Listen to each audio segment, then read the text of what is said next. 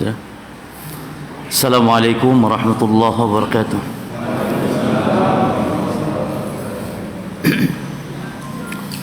Alhamdulillah rabbil alamin, wassallallahu wasallama wa baraka ala nabiyyina Muhammadin wa ala alihi wa ashabihi wa tabi'in wa man tabi'ahum bi ihsanin ila yaumiddin wa sallama tasliman katsira, amma ba'd. Para jamaah salat subuh yang dirahmati dan diberkahi oleh Allah Subhanahu wa taala. Alhamdulillah di pagi hari ini setelah kita menunaikan salat subuh secara berjamaah, kita melanjutkan dengan ibadah yang lain yang ini merupakan kewajiban setiap kita, yaitu menuntut ilmu syar'i, mempelajari ilmu agama. Di antara pembahasan kita insyaallah tentang madakhil asy-syaitan, pintu-pintu masuk syaitan. Sebuah kitab yang menjelaskan tentang bagaimana bentuk gangguan-gangguan syaitan. Judul kitabnya Wiqayatul Insan Minal Jin Wasyaitan. Wiqayatul Insan Minal Jin Wasyaitan. Penjagaan seseorang dari gangguan jin dan syaitan. Para jemaah sekalian, jin dan syaitan ini istilah yang berbeda. Setiap jin belum tentu syaitan, dan setiap syaitan belum tentu juga jin. Jadi syaitan itu sifat para jemaah, dia bukan makhluk. Maka syaitan itu bisa disifatkan untuk manusia, bisa disifatkan untuk jin, bisa disifatkan untuk binatang. Setiap yang jahat, yang jauh dari kebenaran, yang suka mengganggu, maka diistilahkan syaitan. Kata Imam Al-Qurtubi, syaitan itu diambil dari kata syatana yang bermakna ba'uda, jauh secara bahasa. Sehingga syaitan itu artinya kullu atin mutamarrid, setiap yang membangkang, yang durhaka. Sawun kana minal jin atau minal ins atau minal ad-dawab, baik manusia, jin atau binatang. Nah, ini secara bahasa demikian. Orang yang tidak taat, orang yang durhaka disebut syaitan. Adapun syaitan disematkan bisa kepada jin, bisa kepada manusia.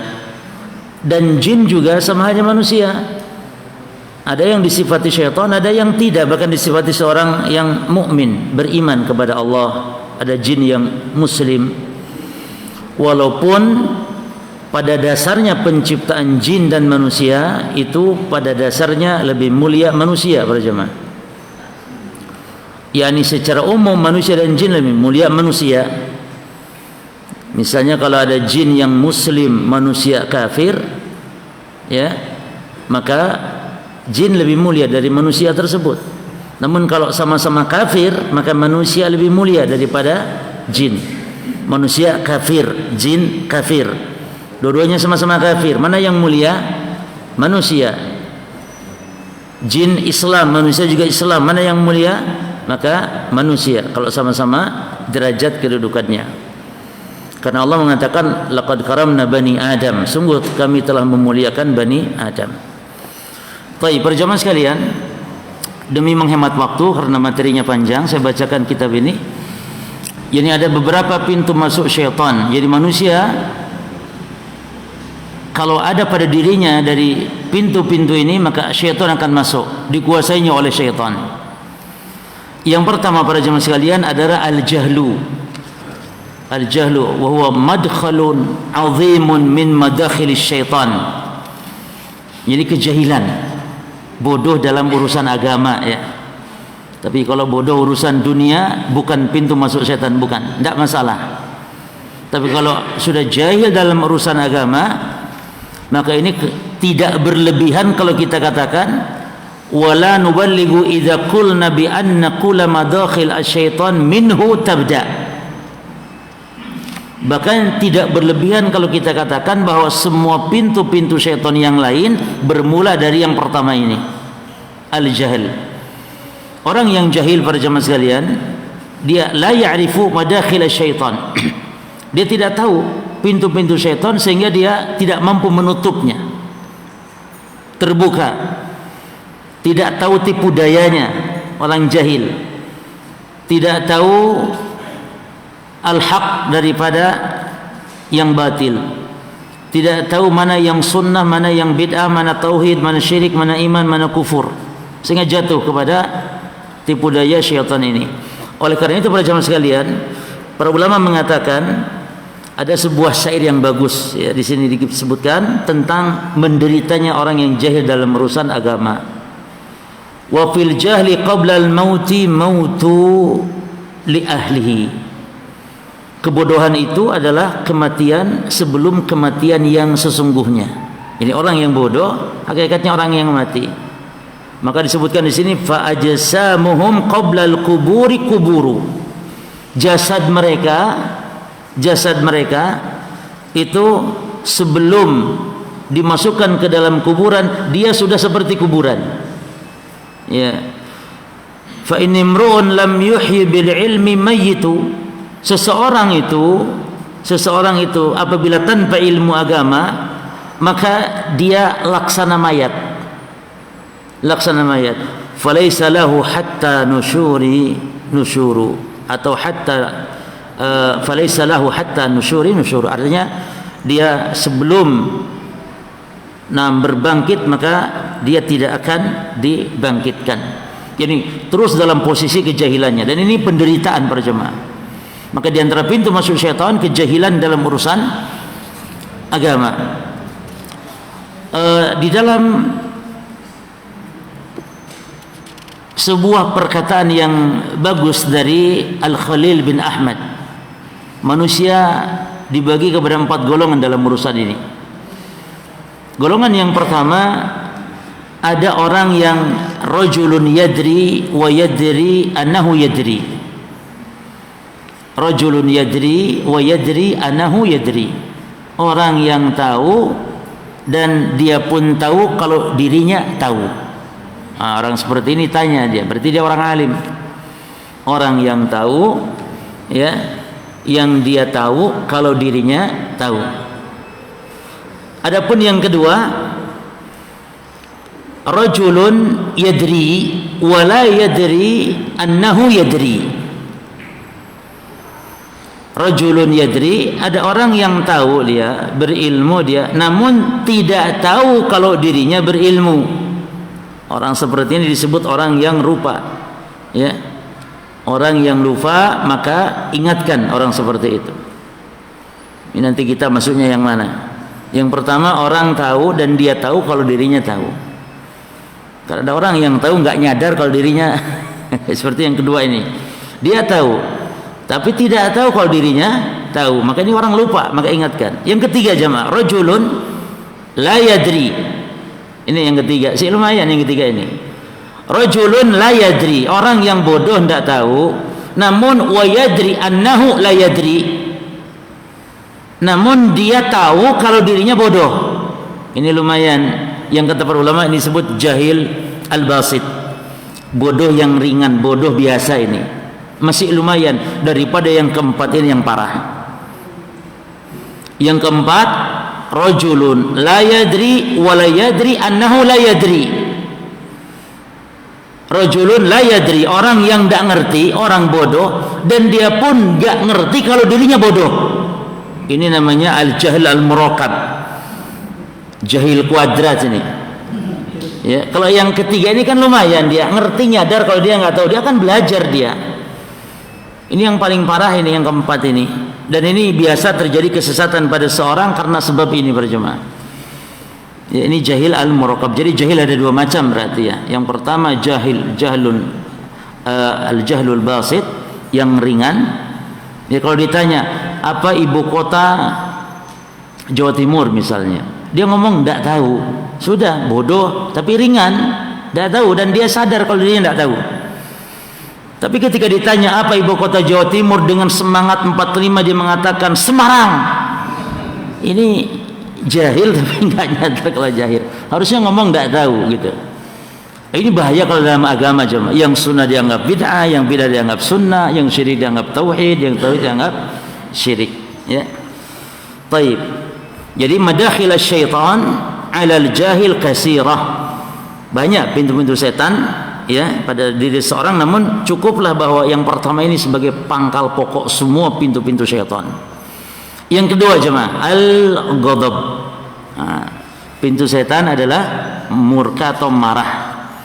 Jadi orang kalau sedang marah itu sedang dipermainkan oleh syaitan. Kata para ulama, asy-syaitan yal'ab bil ghadbani kama yal'ab al-atfal bil qurrah. Ini setan mempermainkan orang yang sedang marah itu persis seperti anak kecil sedang memainkan bola, dijadikan mainan gitu, dikejar sana sini. Demikian orang yang sedang marah. Oleh karena itu, marah itu para jemaah sekalian, dia pintu syaitan, hati-hati. Kita harus kontrol. Makanya Nabi mengatakan orang yang kuat itu yang bisa nahan marah, bukan orang yang jago gelut, jago silat. Orang asyadid, orang yang hebat, orang yang jagoan itu adalah orang yang nahan marah para jemaah. Maka Nabi juga wasiat kepada sahabat yang kata Nabi, la taghdab, la taghdab, la taghdab, jangan marah, jangan marah, tahan. Dan diantara kiat-kiat ya para jemaah untuk taskinul ghadab, kiat-kiat untuk meredam api kemurkaan atau kemarahan, itu yang pertama membaca ta'awudz, a'udzubillahi minasyaitonir rajim. Ini dalil yang menunjukkan kalau marah dari syaitan. Ada seorang di zaman Rasul, ada dua orang sahabat yang sedang bertengkar. Kata Nabi, inni la'alam kalimatan law qalaha la dhahaba anhu ma yajid. Ada dua orang sedang bertengkar ya. Kata Nabi, aku tahu sebuah kalimat, yakni ucapan, kata-kata yang kalau dibaca akan hilang apa yang ada pada dia. Para sahabat tanya, yaitu apa? Kata para sahabat, ya Rasulullah, kata Nabi, membaca a'udzubillahi minasyaitonir rajim.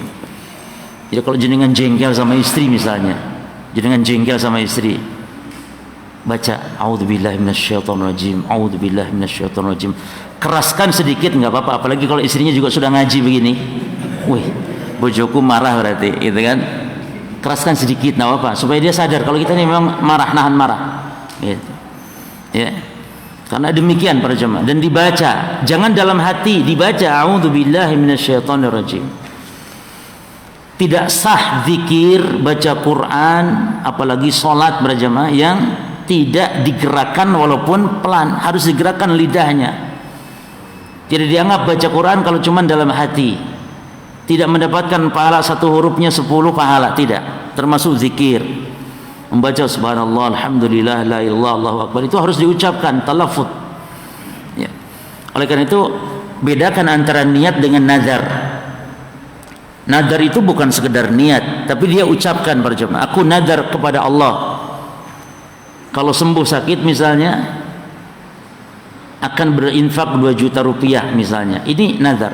Dan nazar seperti ini para jemaah sekalian, para ulama mengatakan, dan ini berdasarkan hadis Ibnu Umar, Nabi melarang kita untuk nazar. Ya, cuman maksud saya bahas hukumnya gitu. Yang masuk nazar mana, yang masuk niat tok mana. Ingat ya, nazar itu terlarang. Naha Nabi sallallahu alaihi wasallam 'anil nazar, kata Ibnu Umar. Nabi melarang nazar.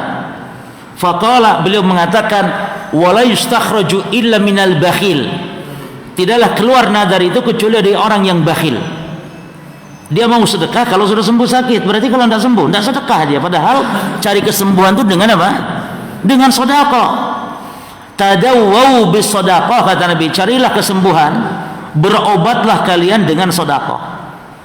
Maka seperti sekarang ini, di masa Covid seperti ini, diperbanyak sedekahnya karena banyak orang butuh. Yang kedua, kita sedang dalam posisi wabah gitu, beredar menular wabah, maka perbanyak sedekah. Karena diantara sebab untuk tolak bala adalah sedekah para jemaah. Ya, jadi tolak bala itu dengan memperbanyak sedekah, bukan datang ke dukun, ke kubur mbah, bukan, dengan sedekah perbanyak. Dan ajaibnya sedekah itu orang kafir pun Allah beri itu di dunia. Allah beri hartanya, ditambah rezekinya, diberi kesehatan, ditolak balanya untuk orang kafir. Bagaimana pula kalau yang sedekah orang Islam yang rukuk sujud kepada Allah Subhanahu wa taala. Maka kata Imam Ibnu Qayyim, ajaib sekali sedekah itu yang tidak ada pada amal-amal lain. Pahalanya pun tidak 1-2, tapi banyak sekali keutamaan-keutamaan dari sisi dunia, dari sisi akhirat. Di dunia Allah tambah rizkinya, di dunia itu Allah sembuhkan penyakitnya di dunia. Di akhirat bahkan disebutkan bahwa setiap kita tahta dhilli sadaqatihi yaumil qiyamah. Setiap kita jemaah, kata Nabi, di padang mahsyar itu nanti di bawah naungan sedekahnya masing-masing. Nah, yang rajin sedekah berarti naungannya besar, naungannya banyak. Di akhirat mendapat naungan yauma la dhilla illa dhilluh, yang pada saat tidak ada naungan kecuali naungan dari Allah. Nanti di sini ada juga bahas di antara pintu masuk setan adalah al-bakhl, al-bakhil, kikir. Itu di antara pintu-pintu juga pintu masuknya syaitan. Yang kedua jemaah, cara untuk meredam marah yang kedua, an yatadzakkar sawaba kadhmil ghaid wa ajrahul azim. Hendaklah kita ketika marah itu ingat pahala orang yang meredam, orang yang menahan marah. Apa pahalanya jemaah sekalian? Kata Nabi, ma min jur'atin a'zam ajra indallah. Tidak ada pahala yang paling besar di sisi Allah daripada seseorang yang menahan ghaidin, jur'ata ghaidin qawamaha abdun ibtiga wajhillah. Ibtiga wajhillah. Yani daripada seseorang yang menahan emosi, menahan marah dalam rangka mengharap wajah Allah. Dalam hadis yang lain dikatakan, orang yang man kadhama ghaidhan, siapa yang menahan marahnya, kata Nabi, wa huwa qadirun ala an yunfidahu, siapa yang menahan marah padahal dia kuasa untuk menumpahkan emosinya, mampu dia namun dia tahan, kata Nabi, da'ahu Allahu yaumal qiyamah ala ru'usil khalaik, maka akan dipanggil, akan diabsen, akan disebut namanya nanti di seluruh di hari kiamat di hadapan seluruh makhluk, dipuji, disanjung, lalu hatta yukhayyarahu Allah minal huril 'ain ma syaa, sampai Allah suruh pilih dari bidadari yang disukainya. Allah, bidadari jemaah, ingat, marah, oh bidadari. Makanya istrinya nih kalau suaminya marah, mas, ingat mas, bidadari mas, gitu. Ini hadis sahih jemaah. Ini akan dipanggil oleh Allah di hari kiamat di hadapan seluruh makhluk, lalu disuruh pilih bidadari yang disukai. Maka ingat pahala ini, ingat ganjaran yang besar ketika kita menahan marah.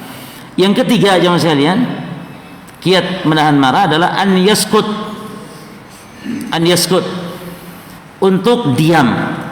Kalau kita sedang bicara-bicara gitu ya, maka hendaknya diam.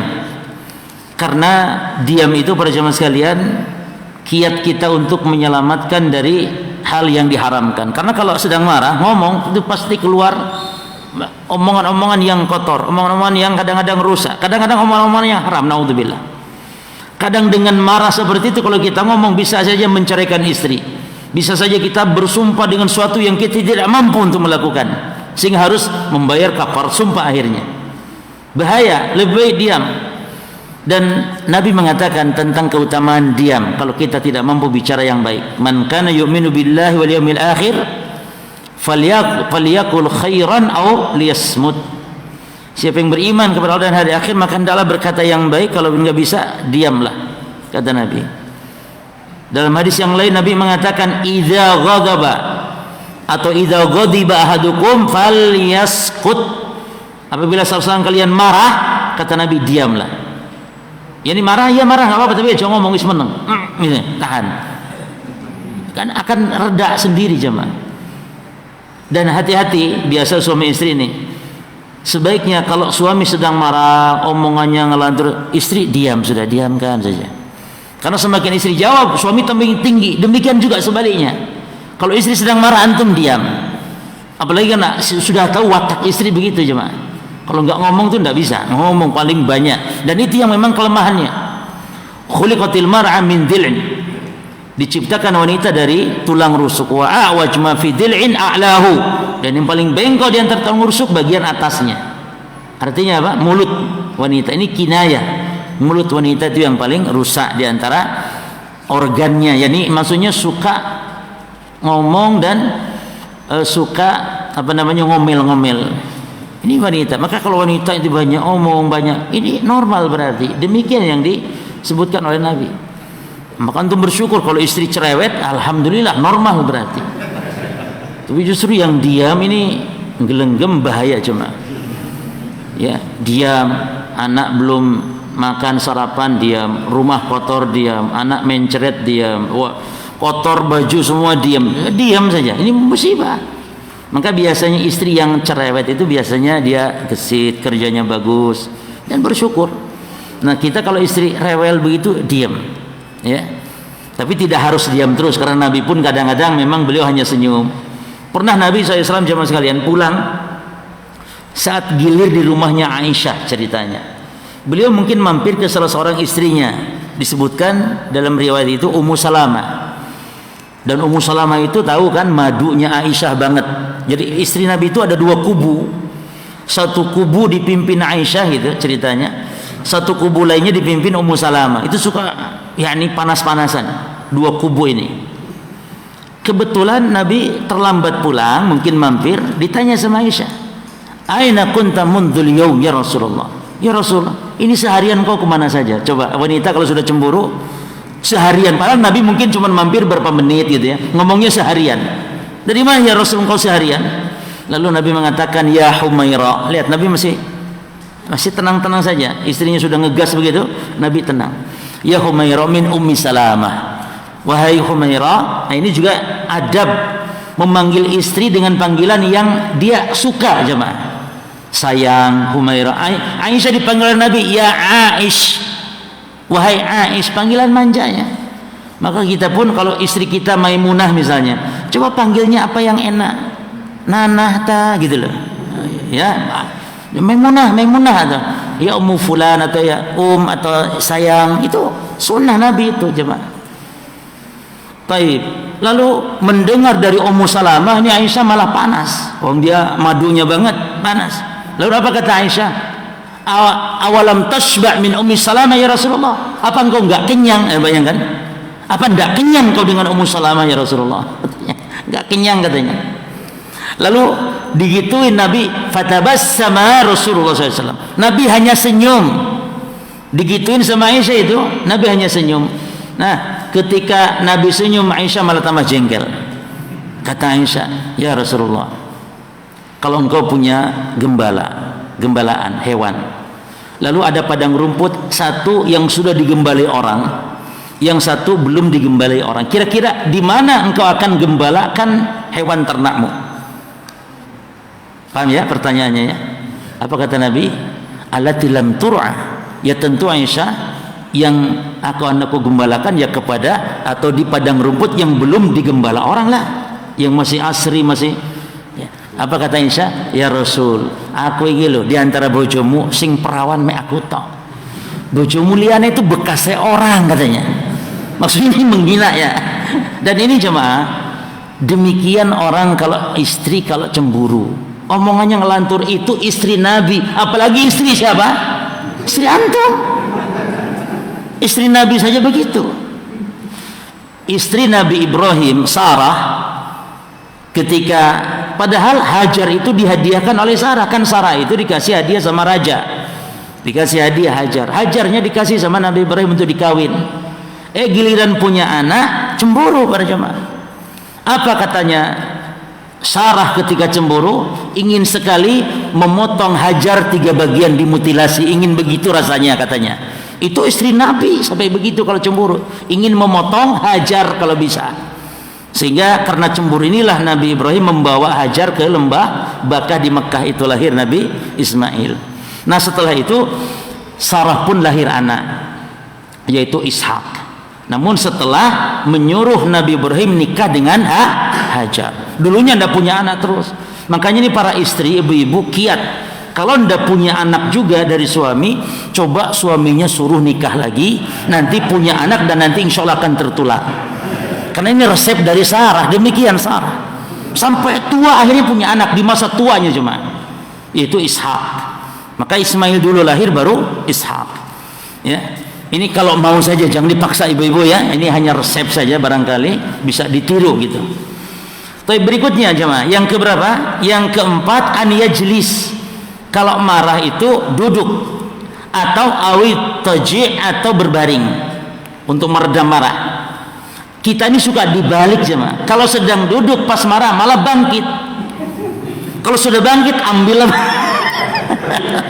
Ini keliru. Lagi duduk malah bangkit, sudah gitu ambil pentungan, bahaya sudah. Harusnya ketika berdiri duduk, kalau duduk masih berbaring, itu hilang. Nabi mengatakan dalam hadis yang sahih, "Idza ghadiba ahadukum wa huwa qa'im," kalau salah seorang kalian sedang emosi marah, sementara sedang berdiri, falyajlis, hendaklah duduk. Lalu fa in dhahaba anhu al-ghadab, kalau hilang walhamdulillah. Wa illa, kalau masih belum juga hilang, kata Nabi, falyattaji', atau berbaring. Atau berbaring. Adapun berwudu jemaah, hadisnya dhaif. Kalau ini sahih.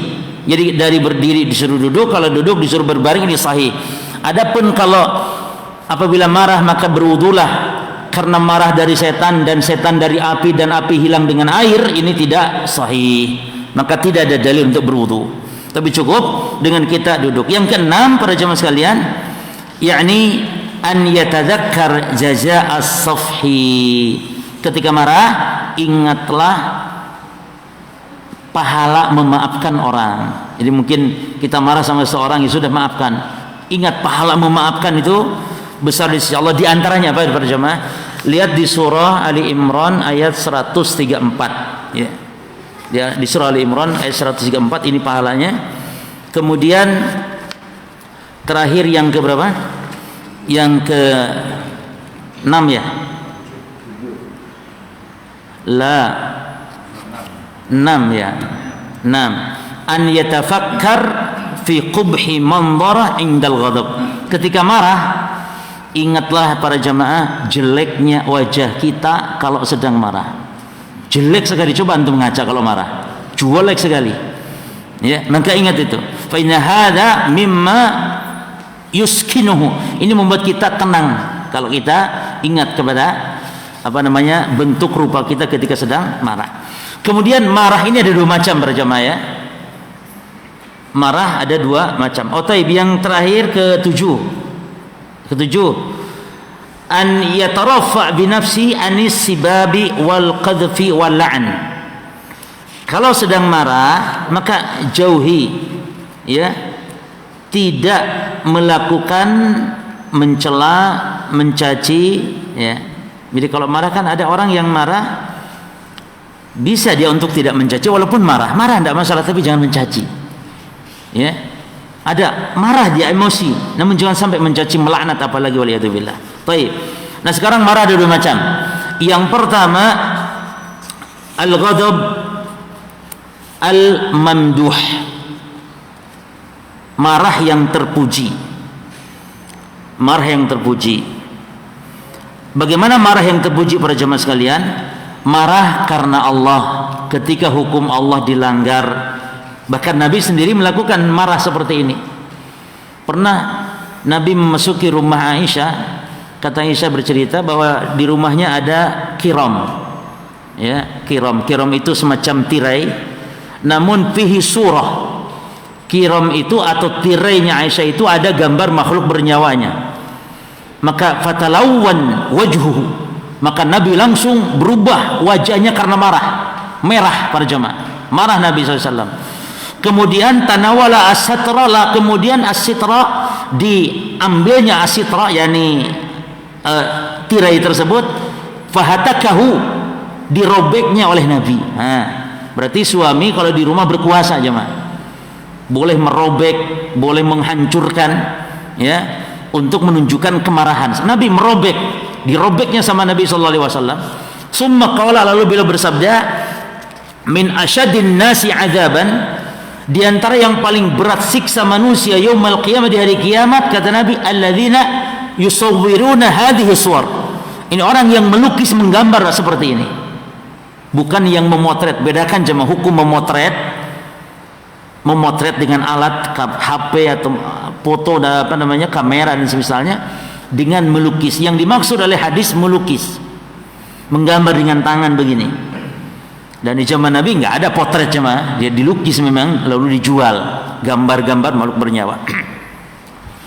Adapun kalau sudah jadi gambar walaupun hasil potretan, paham ya?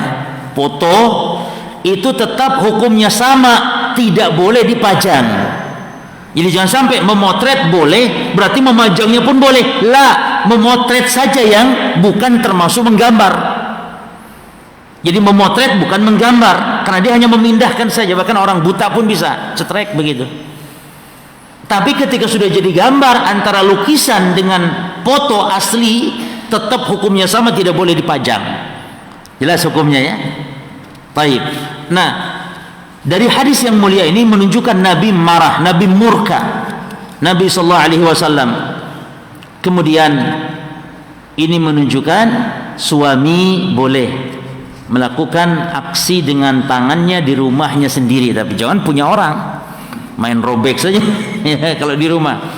Misalnya, boleh ndak suami melihat istrinya nonton sinetron saja misalnya, boleh ndak TV-nya dihancurkan? Boleh ndak jemaah? Nggak boleh lah jemaah, rusak. Tinggal dijual atau kalau memang tinggal atau channelnya diganti saja, channel khusus, channel-channel yang bermanfaat misalnya. Ya, istri main HP saja, HP-nya dibuang, jangan eman, ya tinggal dinasehati. Pernah Nabi juga melihat masjid, masuk masjid ada dahak jemaah, ada dahak, lalu Nabi SAW murka, marah Nabi SAW, lalu beliau menggosoknya. Nah, ini menunjukkan marah yang boleh, yang terpuji. Adapun yang kedua, marah yang tercela adalah marah yang disebutkan al-ghadab lin nafsi. Jadi marah, emosi, marah dalam urusan-urusan yang bukan karena Allah, urusan dunia.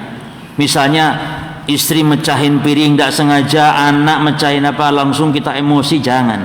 Jangan marah-marah yang tercela seperti itu para jemaah.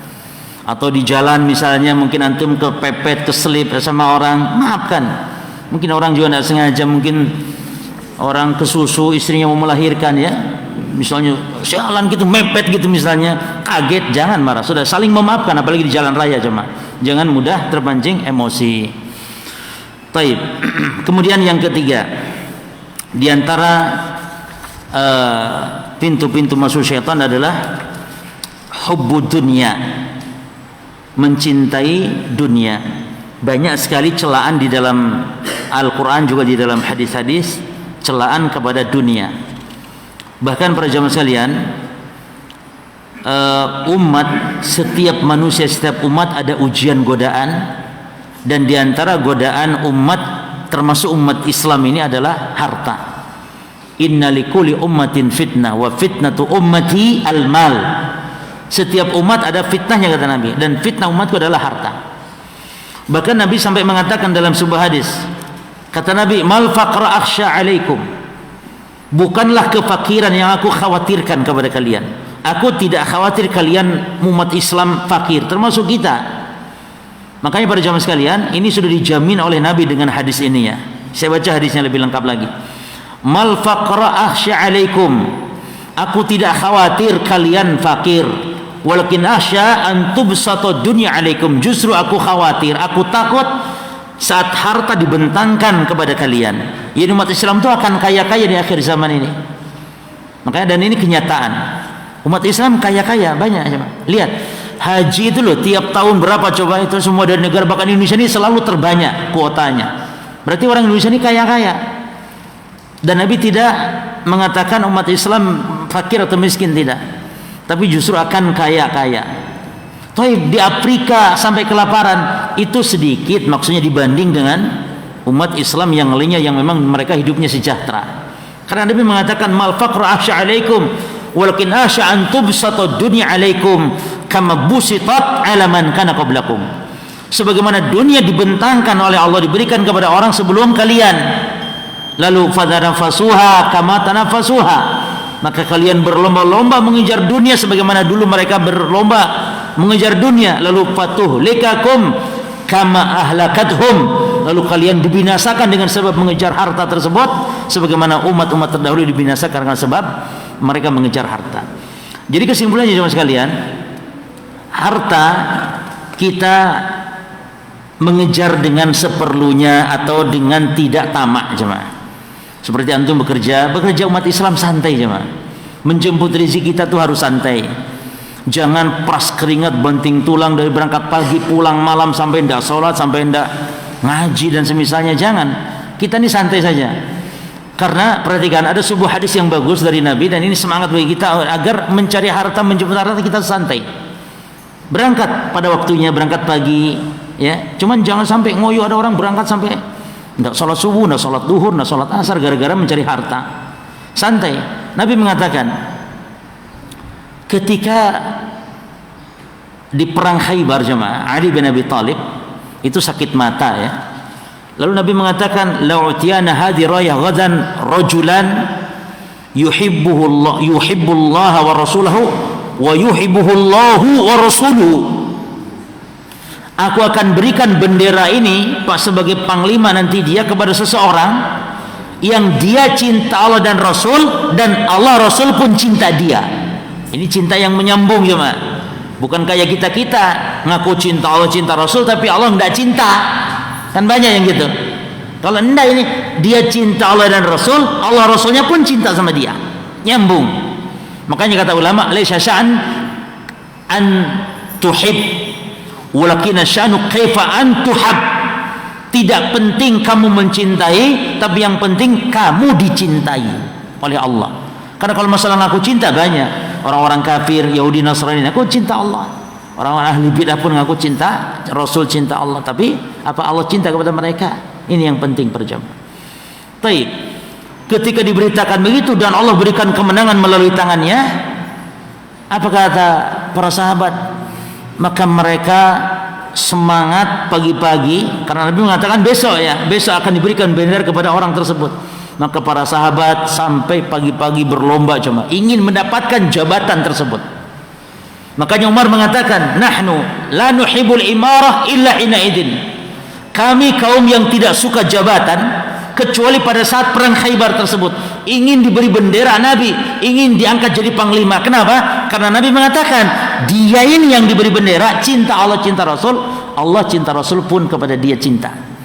Maka rebutan, berpikir semoga dia yang dapat, berharap. Pagi ini sudah nongkrong ngumpul di depan rumah Nabi atau di depan tendanya Nabi sallallahu alaihi wasallam. Begitu Nabi keluar bawa bendera, kata Nabi, "Aina Ali bin Abi Thalib?" Ali enggak ada di situ. Kata Nabi, "Mana Ali bin Abi Thalib?" Kata sahabat, "Ya Rasul, sakit mata ya Rasul." Sakit mata tidak hadir. Kata Nabi, panggil. Subhanallah, dipanggil Ali bin Abi Thalib, lalu didoakan Nabi, dipegang, lalu diludahin matanya, diludahi oleh Nabi, didoakan sembuh dan sembuh. Tapi ini antum jangan coba-coba tiru jemaah, nggak boleh, karena ini khusus untuk ludahnya Nabi. Karena ludah Nabi adalah barokah, tapi ludah kita antum semua bakteria jemaah. Jadi khusus itu untuk Nabi saja, jangan kita praktekkan. Di sinilah jemaah. Sunnah itu harus dipraktekkan sebagaimana prakteknya sahabat. Tidak ada sahabat saling meludahi di antara mereka. Mencontoh Nabi nggak ada. Abu Bakar ludahi Umar, Umar ludahi Abu Hurairah, nggak ada. Itu hanya Nabi saja, karena ludah Nabi barokah. Boleh ngalap berkah ludahnya Nabi, rambut Nabi, keringat Nabi. Bahkan keringat Nabi loh sampai Nabi tidur oleh sahabat diperas ya, diperas keringatnya Nabi. Karena memang boleh ngalap berkah kepada jasad Nabi sallallahu alaihi wasallam. Lalu diberikanlah bendera kepada Ali bin Abi Thalib. Lihat, padahal dia cuma tidur tadi itu, tapi bendera dapat dia. Ini kata para ulama, dan ini hadis Nabi, bahwasanya anna rizqallah la yajru hisul haris, bahwa rizki Allah itu tidak bisa diseret dengan semangatnya orang yang semangat. Jadi antum kerja cari nafkah ngoyo sekalipun, jatah antum 1 juta tetap 1 juta saja.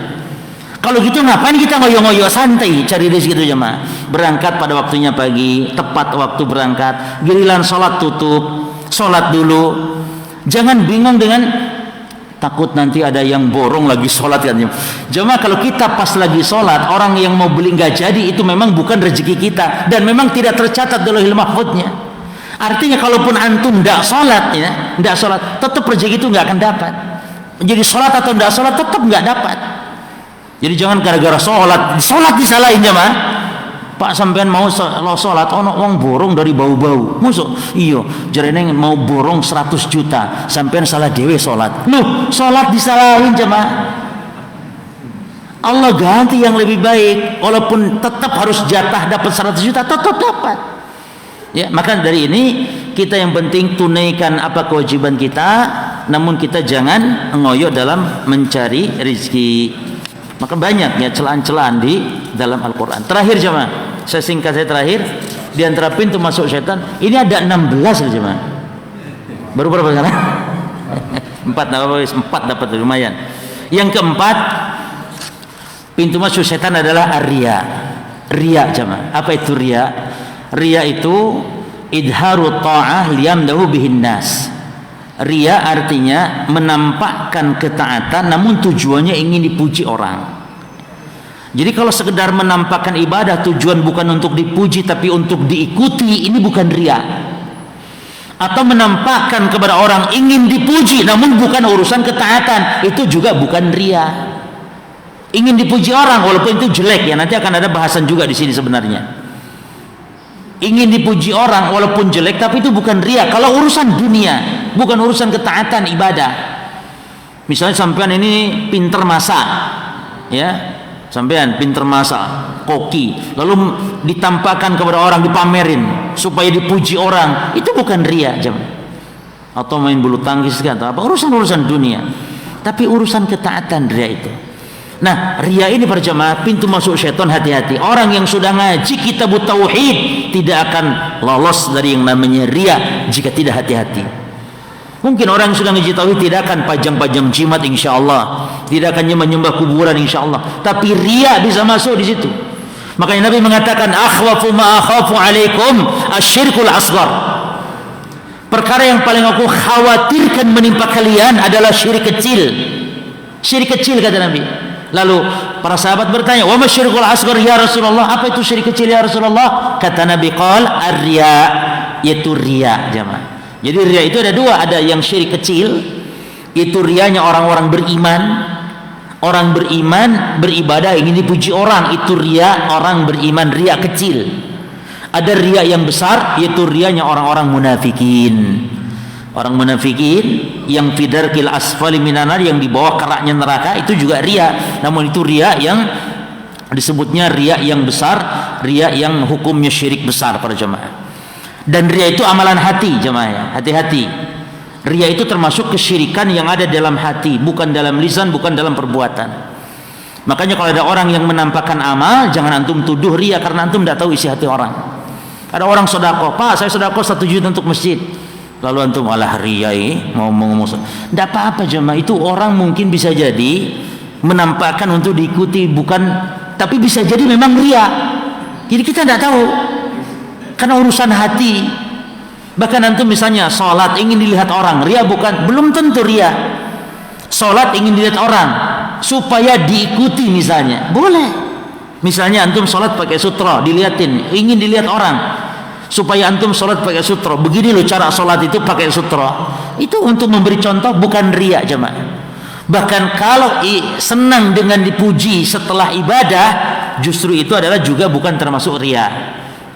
Bukan termasuk riya jemaah. Tapi itu kata Nabi, busyra ajilil mu'min fid dunya.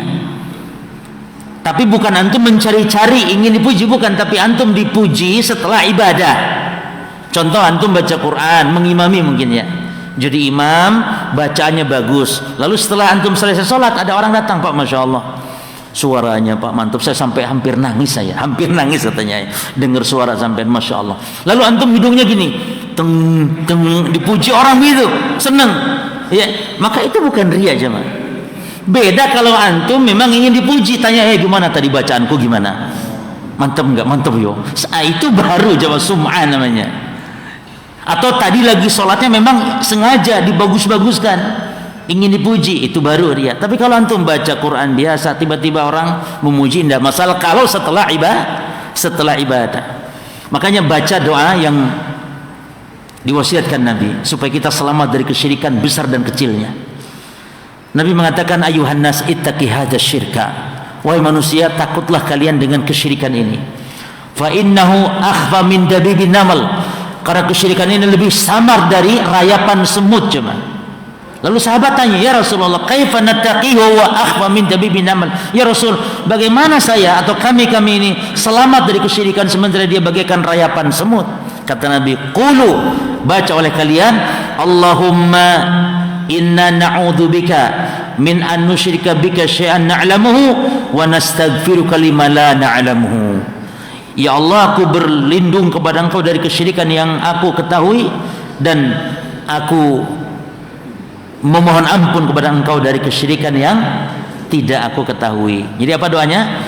Allahumma inna na'udzubika min an nusyrika bika syai'an na'lamuhu wa nastaghfiruka lima la na'lamuhu. Ya Allah, aku berlindung kepada Engkau dari kesyirikan yang kami tahu, dan aku berlindung atau kami berlindung memohon ampun dari kesyirikan yang kami tidak ketahui. Ya, demikian mungkin berjamaah karena ada acara nanti setelah ini katanya ya. Insyaallah mudah-mudahan kapan-kapan bisa kita melanjutkan bahasan kita. Mudah-mudahan kita bahas ini bermanfaat, dan semoga Allah segera mengangkat wabah dan bala ini dari tengah-tengah kita. Dan ingat berjamaah, wabah ini adalah azab kepada siapa yang Allah kehendaki, namun dia rahmat bagi orang-orang yang beriman. Maka antum wajib tetap bersabar. Ojo, alah kapan ke corona ini hilang, enggak hilang corona ini. Mudah-mudahan nanti Ramadan sudah mungkin hilang. Kita tetap berdoa kepada Allah Subhanahu wa taala. Demikian, mohon maaf atas segala kurangannya, mudah-mudahan bermanfaat. Allah taala alam. Subhanakallahumma bihamdika asyhadu an la ilaha illa anta astaghfiruka wa atubu ilaik. Assalamualaikum warahmatullahi wabarakatuh.